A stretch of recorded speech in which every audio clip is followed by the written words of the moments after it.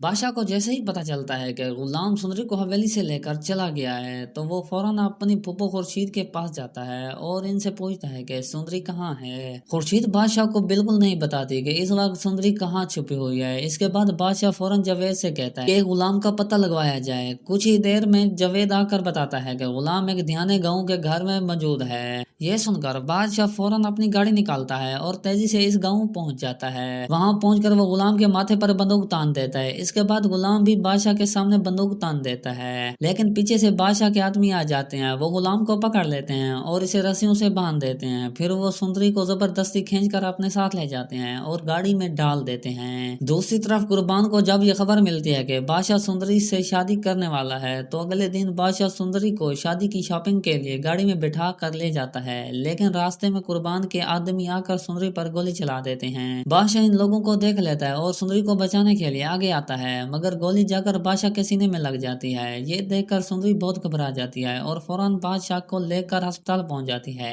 दूसरी तरफ हवेली में जावेद भागता हुआ अंदर आता है और जानदार को बताता है कि बादशाह को किसी ने गोली मार दिया है। ये सुनकर जानदार घबरा जाते हैं और फौरन अपनी गाड़ी में बैठकर अस्पताल पहुंच जाते हैं। अस्पताल में डॉक्टर बादशाह का इलाज शुरू कर देते हैं। कुछ देर बाद डॉक्टर ऑपरेशन करके बाहर आते हैं और जानदार को बताते हैं कि गोली लगने की वजह से बादशाह का बहुत ज्यादा खून बह गया है। फिर डॉक्टर बताते हैं कि बादशाह के ग्रुप का खून अस्पताल में मौजूद नहीं है। ये सुनकर जानदार सुंदरी के पास आते हैं और इससे पूछते हैं कि गुलाम कहाँ है, क्योंकि गुलाम ही वो शख्स है जो बादशाह को खून दे सकता है। सुंदरी बताती है कि बादशाह ने गुलाम को अपने आदमियों से कहकर फार्म हाउस में रस्सियों से बांध कर कैद कर रखा है। ये सुनकर जानदार खुद गाड़ी लेकर गुलाम के पास जाते हैं और इसे रस्सियों से खोलकर अस्पताल ले आते हैं। वहाँ गुलाम बगैर कुछ सोचे बादशाह को अपना खून दे देते हैं और इसकी जान बचा लेते हैं। जब बादशाह को होश आता है तो इसे पता चलता है कि अगर गुलाम वक्त पर खून ना देता तो इसकी जान जा सकती थी। इसके बाद वो गुलाम को अपने कमरे में बुलाता है और रोते हुए इससे माफी मांगता है और कहता है, गुलाम मुझे माफ कर दो, मैंने तुम्हारे साथ बहुत गलत किया है। इसी दौरान गुलाम सुंदरी पर होने वाले हमले की तहकीक करवाता है तो इसे पता चलता है कि ये हमला कुर्बान ने करवाया था।